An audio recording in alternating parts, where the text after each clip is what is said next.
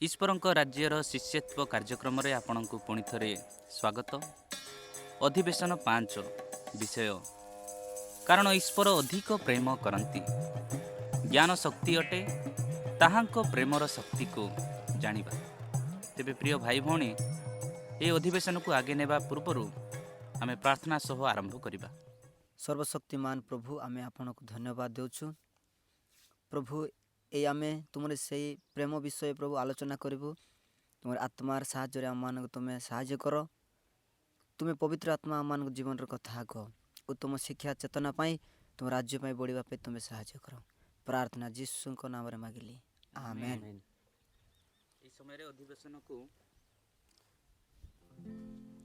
एही समय अधिवेशन को एक उपासना गीत सह आगे नेबा।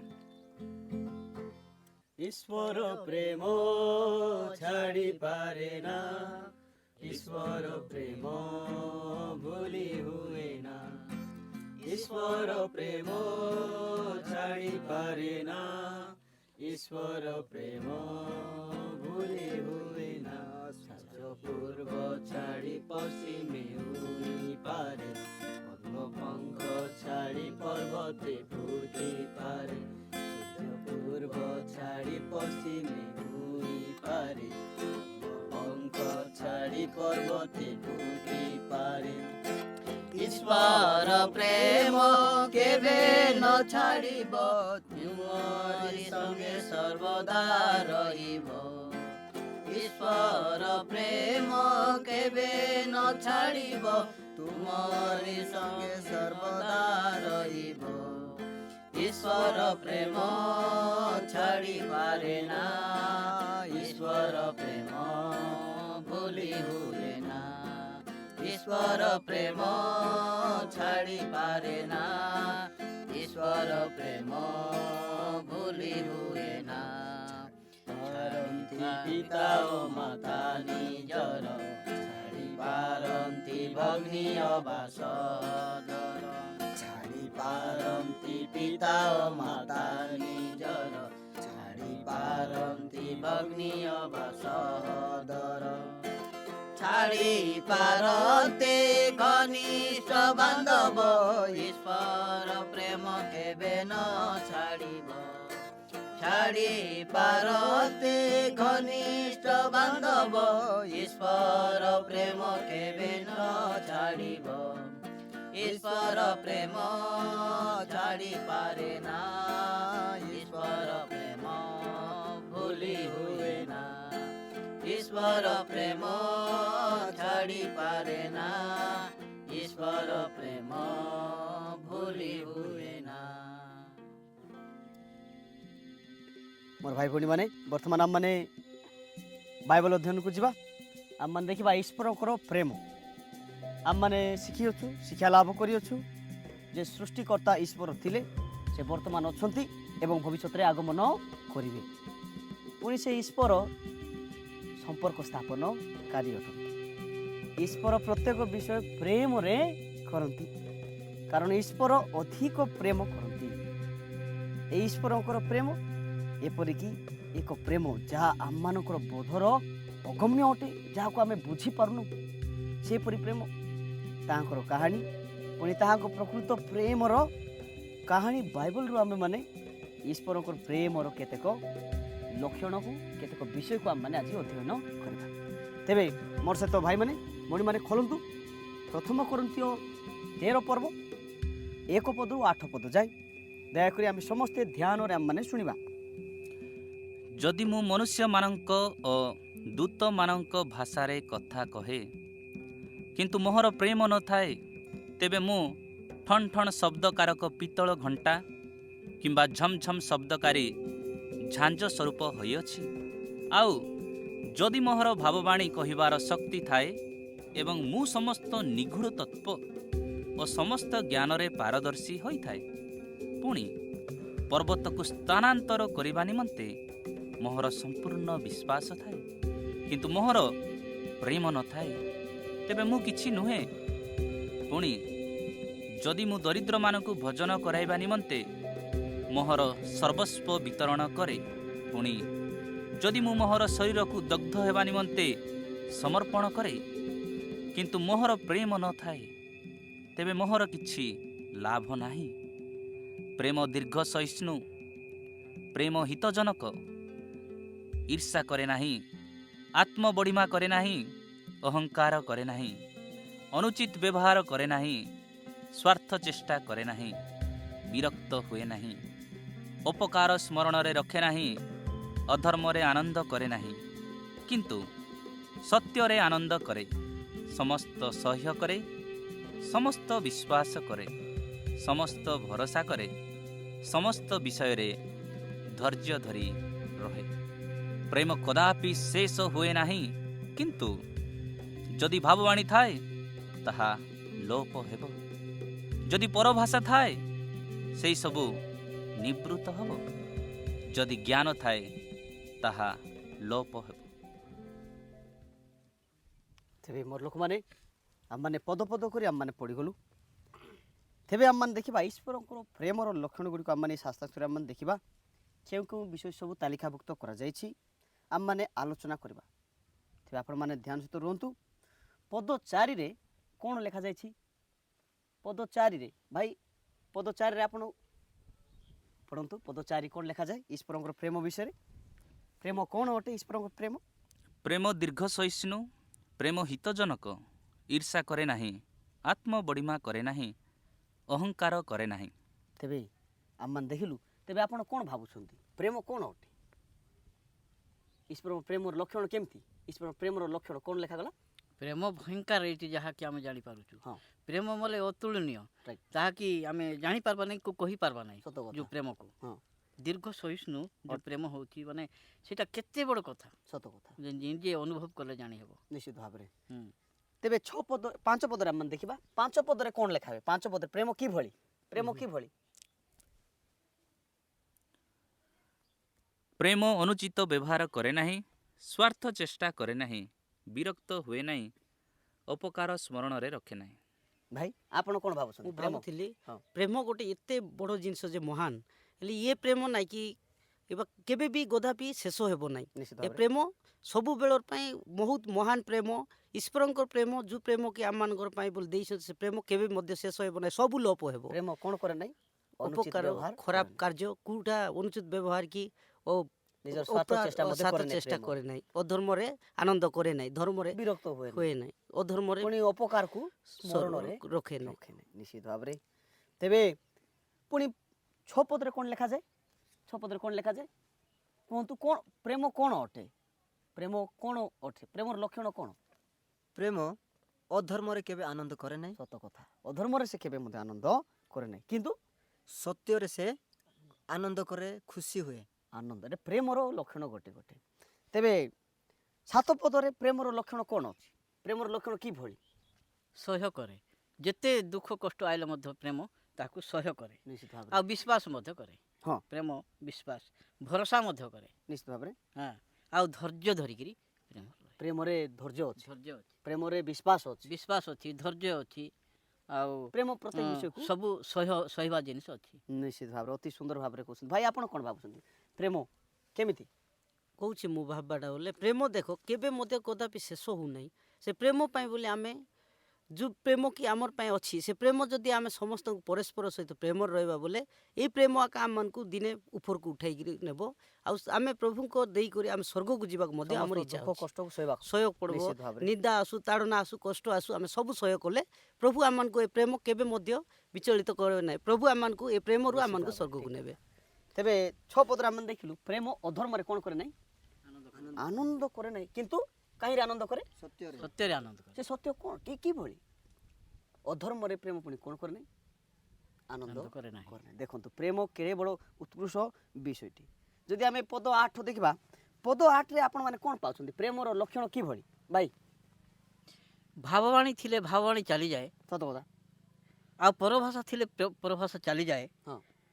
ଆଉ ଜ୍ଞାନ ଥିଲେ ମିଶା ଜ୍ଞାନ ଚାଲିଯାଏ, ସତ କଥା। କିନ୍ତୁ କଦାପି ପ୍ରେମ ଶେଷ ହୁଏ ନାହିଁ। ସତ କଥା। ଯେଉଁ ପ୍ରେମ କି ପ୍ରଭୁ ଯୀଶୁ ଖ୍ରୀଷ୍ଟ ଦେଇଛନ୍ତି, ହଁ, ଉଦାହରଣ ଠିକ୍ ଦେଲେ। ହଁ, ପ୍ରଭୁ ଯୀଶୁ ଦେଇଛନ୍ତି, ସେ ଆମର ଜୀବନ ପାଇଁ, ହଁ, ଆମର ପାପକୁ ପ୍ରାୟଶ୍ଚିତ କରିବା ତାଙ୍କ ନିଜର ରକ୍ତ ଦେଲେ, କେତେ ବଡ଼ ପ୍ରେମ ଦେଲେ ସେ ସତ କଥା। ଆଉ କେବେ ମଧ୍ୟ ସେ ପ୍ରେମ କଦାପି ଶେଷ ହୁଏ ଶେଷ ନାହିଁ। ହେବ ନାହିଁ। ଦୁଃଖରେ ନାହିଁ, ଦୁଃଖରେ ମଧ୍ୟ କୌଣସି ପରିସ୍ଥିତିରେ ଶେଷ ହୁଏ ନାହିଁ। ଶେଷ ହେବ ନାହିଁ।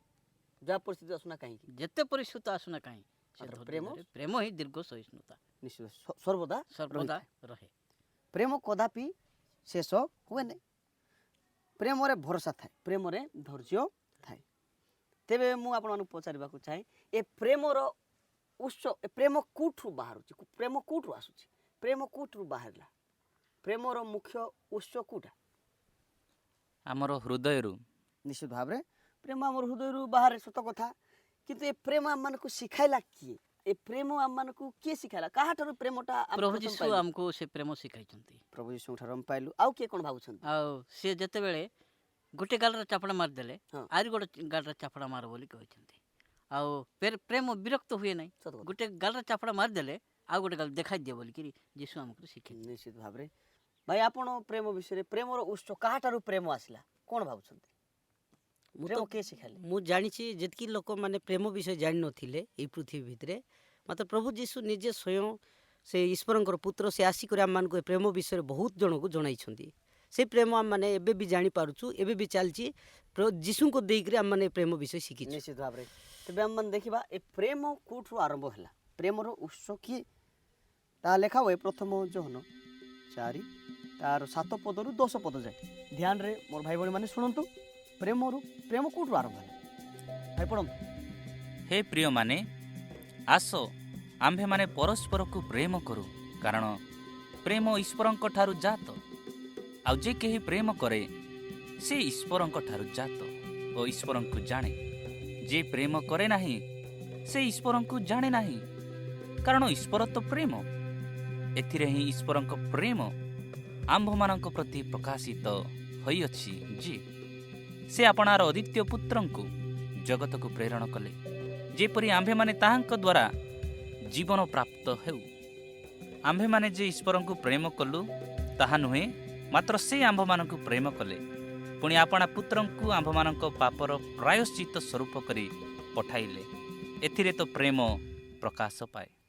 ନିଶ୍ଚିତ ଭାବରେ ଆମମାନେ ଦେଖିଲୁ ଈଶ୍ୱରଙ୍କ ଠାରୁ ପ୍ରେମ ଜାତ ହୋଇଅଛି। ତ ପ୍ରେମର ଉତ୍ସ କିଏ? ଈଶ୍ୱର ଅଟନ୍ତି।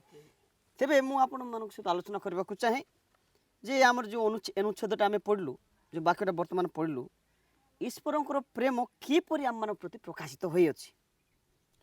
ଆପଣମାନେ ଚିନ୍ତା କରି କୁହନ୍ତୁ, ଈଶ୍ୱରଙ୍କର ପ୍ରେମ କିଭଳି ଆମମାନଙ୍କ ନିକଟରେ ପ୍ରକାଶିତ ହୋଇଅଛି? ସେ ଆମମାନଙ୍କୁ ପ୍ରଥମେ ପ୍ରେମ କରିଥିବା ଲାଗି ପରେ ଆମେ ପ୍ରେମ କଲୁ। ପ୍ରେମ ଏପରି ପ୍ରକାଶିତ ଏପରି ହୋଇଅଛି। ପ୍ରକାଶିତ। ଆଉ କିଭଳି ଈଶ୍ୱରଙ୍କ ପ୍ରେମ ପ୍ରକାଶିତ ହୋଇଅଛି? ସେ ଆପଣା ଅଦ୍ୱିତୀୟ ପୁତ୍ର ଯୀଶୁଙ୍କୁ ଆମ ସମସ୍ତଙ୍କର ପାପର ମୁକ୍ତି ନିମନ୍ତେ ପଠାଇ ସେ ତାଙ୍କର ପ୍ରେମ ପ୍ରକାଶ କଲେ। ପ୍ରଭୁ ଯୀଶୁଙ୍କ ଦ୍ୱାରା ତାଙ୍କର ପ୍ରେମକୁ ପ୍ରକାଶ କରିଛନ୍ତି ବୋଲି ଭାଇ କହନ୍ତି। ଆଉ କିଏ କେମିତି ଭାବୁଛନ୍ତି? ଈଶ୍ୱର ଆପଣା ପ୍ରେମ କିଭଳି ପ୍ରକାଶ କଲେ ଆମମାନଙ୍କ ପ୍ରତି?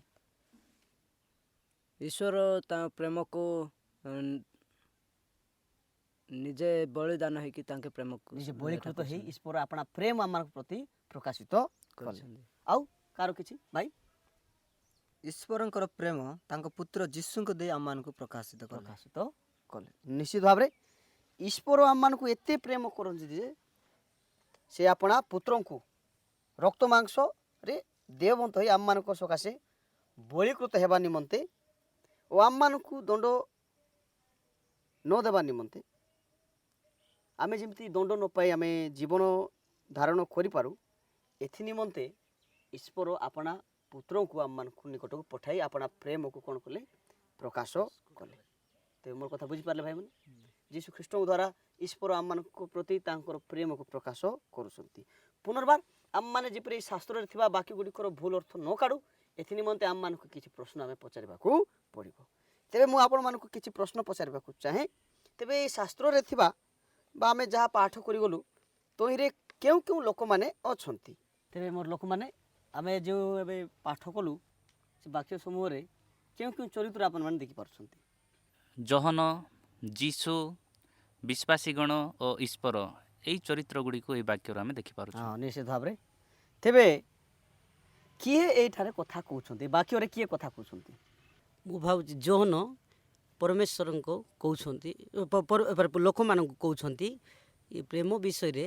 ଯେତେବେଳେ ଆମେମାନେ ନାଇଁ କି ପରସ୍ପର, ଠିକ୍ କଥା। ଏଠାରେ ଯୋହନ କଥା କହୁଛନ୍ତି। ତେବେ ଯୋହନ କହୁଛନ୍ତି, କାହା କହୁଛନ୍ତି ବୋଲି କହିଲେ? ଲୋକମାନଙ୍କୁ ଜହନ କାହାକୁ କହୁଛନ୍ତି ଭାଇ? ଜହନ ସେହି ସମୟର ତଥା ଏ ଯୁଗର ସମସ୍ତ ବିଶ୍ୱାସୀମାନଙ୍କୁ କଥା କହୁଛନ୍ତି। ନିଶ୍ଚିତ ଭାବରେ। ତେବେ ଏଇ ଯେଉଁ ପଦ ଗୁଡ଼ିକରେ ଆମେ ପଢ଼ିଲୁ ଲୋକମାନଙ୍କର କଥାବାର୍ତ୍ତା ଆଦାନ ପ୍ରଦାନ ଯୋଗାଯୋଗ କେମିତି ଚାଲିଥିଲା? ଲୋକମାନଙ୍କର ଯୋଗାଯୋଗ କେମିତି ଚାଲିଥିଲା? ଏହି ସମୟରେ ସେମାନେ ଚିଠି ବା ପତ୍ର ଦ୍ୱାରା ଭାବ ବିନିମୟ କଥାବାର୍ତ୍ତା ହେଉଥିଲେ। ନିଶ୍ଚିତ ଭାବରେ ସେ କହୁଛନ୍ତି ମୁଁ ଅମୁକ ଲୋକକୁ ଲେଖେ। ଏଠି ଲେଖାରେ ଯେହେତୁ ପତ୍ର ଜହନ ଗୋଟେ ଚିଠି ଲେଖି ପଠାଉଛନ୍ତି ଆମେ ଜାଣିପାରୁଛୁ ଯେ ଚିଠି ଦ୍ୱାରା ଲୋକମାନଙ୍କର ଭାବ ବିନିମୟ ହେଉଛି, ଯୋଗାଯୋଗ ହେଉଛି। ତେବେ ମୁଁ ଆପଣଙ୍କୁ ପଚାରିବାକୁ ଚାହେଁ ଘଟଣାଟି କେବେ ଘଟିଥିଲା? ଯୀଶୁଙ୍କର ଆସିବା ପୂର୍ବ ନା ଆସିବା ପରେ? ଯୀଶୁ ଯେତେବେଳେ ଆସି ଆମର ପାଇଁ ବୋଲି ବଳି ହେଇଗଲେ ଆହୁରି ରକ୍ତ ଦେଇ ସେ କ୍ରୁଶରୁ କ୍ରୁଶାପିତ ହୋଇ ଆଉ ପୁନରୁତ୍ଥାନ ହେଲା ପରେ ଏ ଘଟଣା ଘଟିଥିଲା। ନିଶ୍ଚିତ ଭାବେ ଅତି ସୁନ୍ଦର କଥା ଭାଇ। ମୁଁ ଭାବୁଛି ଏହି ଘଟଣାଟି ଯୀଶୁଙ୍କ ସ୍ୱର୍ଗାରୋହଣ ପରେ ଘଟିଥିଲା। ହଁ ସେ ଠିକ୍ କଥା। ଯୀଶୁ ସ୍ୱର୍ଗାରୋହଣ କଲା ପରେ ଘଟଣାଟି ଘଟିଥିଲା। ଯେହେତୁ ଯୀଶୁ ସମ୍ପୂର୍ଣ୍ଣ ଭାବେ ସ୍ୱର୍ଗକୁ ଆରୋହଣ କଲା ପରେ ଏ ଘଟଣାଟି ଘଟିଥିଲା। ଅତି ସୁନ୍ଦର କଥା କହିଲେ। ତେବେ ଆପଣମାନେ କୁହନ୍ତୁ ଏ ବିଷୟଟି କ'ଣ ପାଇଁ ଲେଖାଯାଇଥିଲା ବୋଲି ଆପଣମାନେ ମନେ କରୁଛନ୍ତି? କେଉଁ ଉଦ୍ଦେଶ୍ୟ ନେଇକରି ଏ ଘଟଣାଟି ଲେଖାଗଲା? କ'ଣ ପାଇଁ ଲେଖାଯାଇଥିବ? କେଉଁ ବିଷୟ ପାଇଁ ଲେଖାଯାଇଥିବ ଘଟଣାଟି? ତେବେ ଆମମାନେ ଦେଖୁଛୁ ଏହା କାହିଁକି ଲେଖାଯାଇଥିଲା? ଯୀଶୁ ଯେତେବେଳେ ରକ୍ତ ମାଂସ ସହ ଦେହବନ୍ତ ହେଲେ, ପୁଣି କ୍ରୁଶରେ ମୃତ୍ୟୁଭୋଗ କଲେ, ପୁଣି ମୃତମାନଙ୍କ ମଧ୍ୟରୁ ଉଠିଲେ, ପୁଣି ସ୍ୱର୍ଗକୁ ଆରୋହଣ କଲେ, ସ୍ୱର୍ଗକୁ ଗଲାବେଳେ ଏ ପ୍ରତ୍ୟେକ ବିଷୟରେ ଜହନ ନିଜେ ଦେଖିଛନ୍ତି।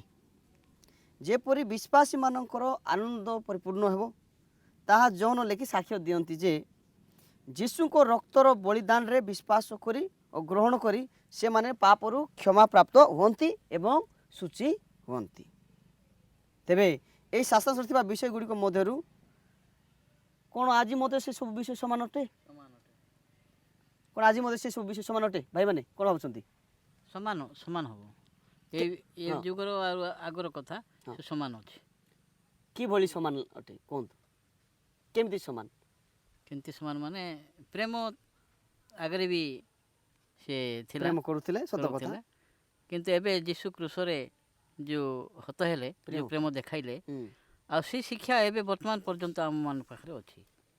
ଏବେ ପର୍ଯ୍ୟନ୍ତ ଆମମାନଙ୍କ ମଧ୍ୟରେ ଥାଇ ସେ ପରସ୍ପର ପ୍ରେମକୁ ବାଣ୍ଟିବା ପାଇଁ ପ୍ରତ୍ୟେକ ଆମେ ଜାଣିପାରିବୁ। ନିଶ୍ଚିତ ଭାବରେ। ଆଉ କିଏ କ'ଣ ଭାବୁଛନ୍ତି ଆଜି ମଧ୍ୟ ସମାନ? ଆଜି ମଧ୍ୟ ସମାନ।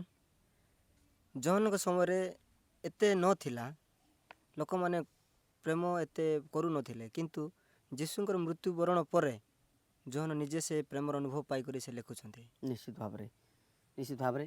ଆପଣ କିଏ କ'ଣ ଭାବୁଛନ୍ତି ଭାଇ? ଆଜି ମଧ୍ୟ ପ୍ରେମ ଅଛି, ଏହା ମୁଁ ମୋର ଜାଣୁଛି ଆଉ ଦେଖୁଛୁ ମଧ୍ୟ। ନିଶ୍ଚିତ ଭାବରେ। କିନ୍ତୁ ଆମେ ଯେ ଈଶ୍ୱରଙ୍କୁ ପ୍ରେମ କରୁଛୁ ତାହା ଖାଲି ନୁହେଁ, କି ଅନ୍ୟ ଜଣଙ୍କୁ ଆମେ ପ୍ରେମ କରୁଛୁ ତାହା ଖାଲି ନୁହେଁ, କିନ୍ତୁ ଈଶ୍ୱର ମଧ୍ୟ ଆମକୁ ପ୍ରେମ କରୁଛନ୍ତି, ଏହା ବୋଲି ମୁଁ ଜାଣିଛି। ନିଶ୍ଚିତ ଭାବରେ। ତେବେ ଆମେ ଦେଖୁଛୁ ଈଶ୍ୱର ପୁଣି ତାହାଙ୍କର ଅନନ୍ତ ପ୍ରେମ ଓ ପୁଣି ତାହାଙ୍କ ଅନନ୍ତକାଳୀନ ବଳିଦାନ ଓ କ୍ଷମା ହେଉଛି ସମସ୍ତ ଅତୀତ, ବର୍ତ୍ତମାନ ଓ ଭବିଷ୍ୟତର ସମୟର ସବୁ ମନ୍ଦତା ନିମନ୍ତେ ଯାହା ସବୁ ଆମମାନେ ଈଶ୍ୱରଙ୍କ ଆଉ ପୁଣି ପରସ୍ପର ବିରୁଦ୍ଧରେ କରିଅଛୁ, କହିଅଛୁ, ଭାବିଅଛୁ ବା କରିଅଛୁ। ତେବେ ସେ ପ୍ରତ୍ୟେକ ବିଷୟ ଈଶ୍ୱରଙ୍କର ପ୍ରେମ ପାଇଁ, ପ୍ରଭୁ ଯୀଶୁଙ୍କର ବଳିଦାନ ପାଇଁ ପ୍ରଭୁ କ୍ଷମା କରୁଛନ୍ତି। କଥା ବୁଝିପାରିଲେ ମୋର ଭାଇମାନେ? ପ୍ରତ୍ୟେକ ଆମମାନେ ପରସ୍ପର ବିରୁଦ୍ଧରେ, ଈଶ୍ୱରଙ୍କ ବିରୁଦ୍ଧରେ ଆମେ ଅନେକ ଭୁଲ କରୁଛୁ, ଅନେକ ଦୋଷ କରୁଛୁ। ଏ ପ୍ରତ୍ୟେକ ବିଷୟର କ୍ଷମା ନିମନ୍ତେ ପ୍ରଭୁ ବଳୀକୃତ ହୋଇଛନ୍ତି, ପୁଣି କ୍ଷମା କରାଯାଇଅଛି।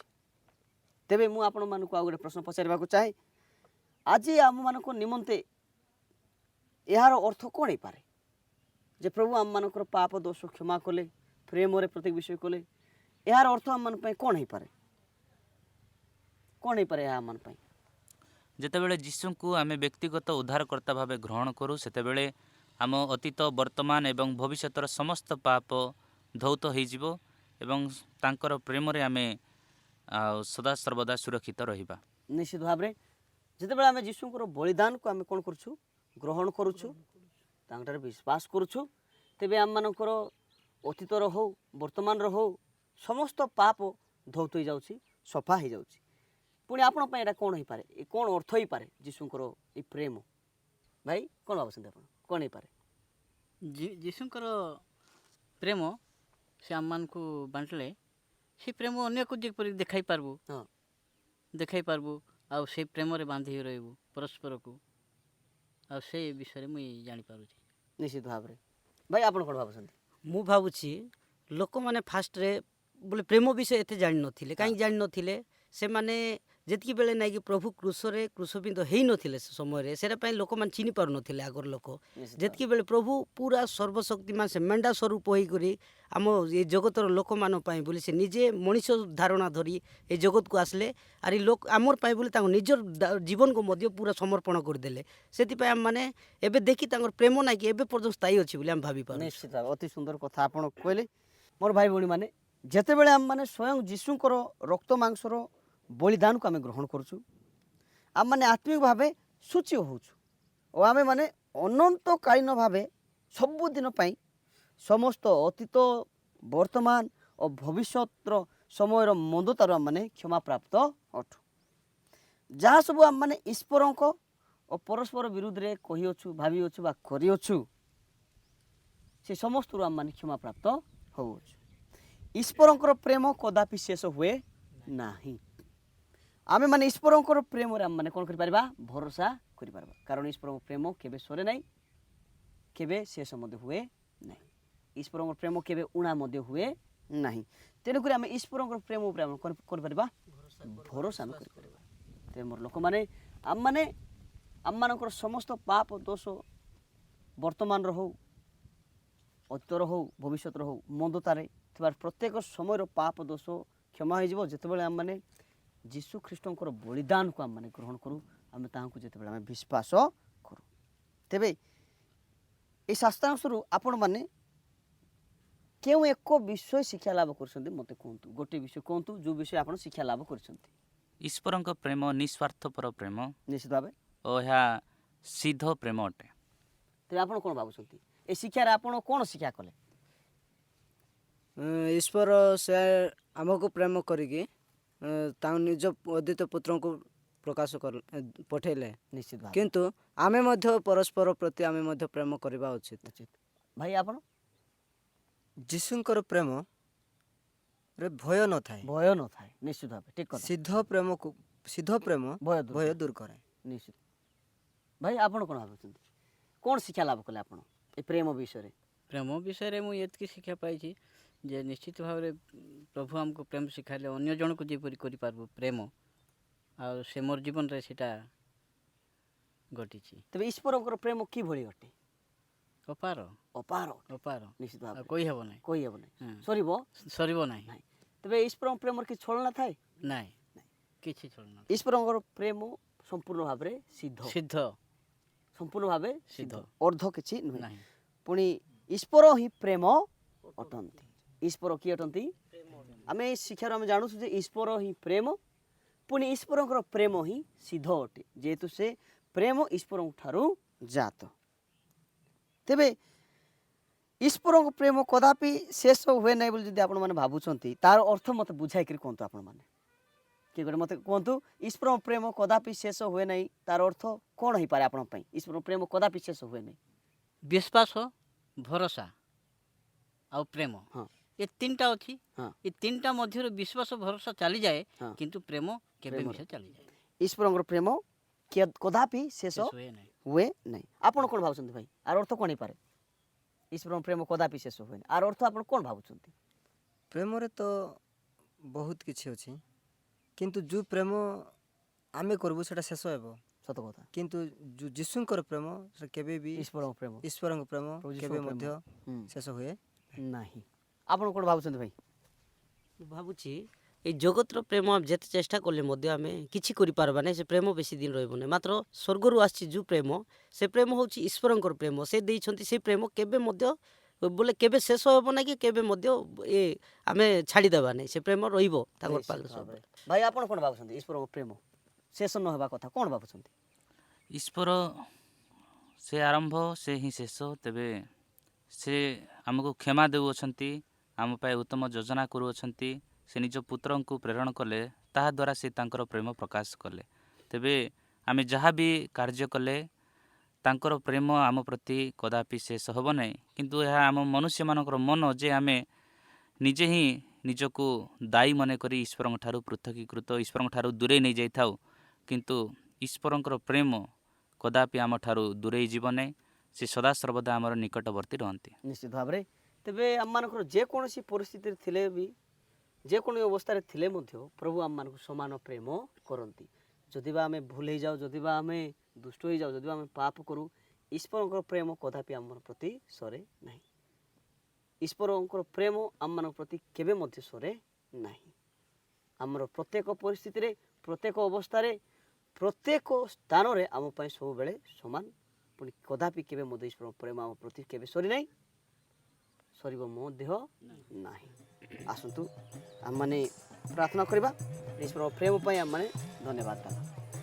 ପ୍ରଭୁ ତୁମର ପ୍ରେମ ପାଇଁ ଧନ୍ୟବାଦ। ତୁମେ ପ୍ରେମ ଅଟେ, ତୁମଠାରୁ ପ୍ରେମ ଜାତ ହୋଇଛି, ତୁମର ପ୍ରେମ ସିଦ୍ଧ ଅଟେ। ପ୍ରଭୁ ପ୍ରଭୁ ତୁମେ ଆମମାନଙ୍କୁ ପ୍ରେମ କରୁଛ, ଆମ ପାଇଁ ଆପଣ ଜୀବନ ଦେଉଛ। ପ୍ରଭୁ ସେ ପ୍ରେମକୁ ବୁଝିବାକୁ ଆମମାନଙ୍କୁ ସାହାଯ୍ୟ ଯୀଶୁଙ୍କ ନାମରେ ମାଗୁଛୁ। ଆମେ ସମସ୍ତଙ୍କୁ ଧନ୍ୟବାଦ।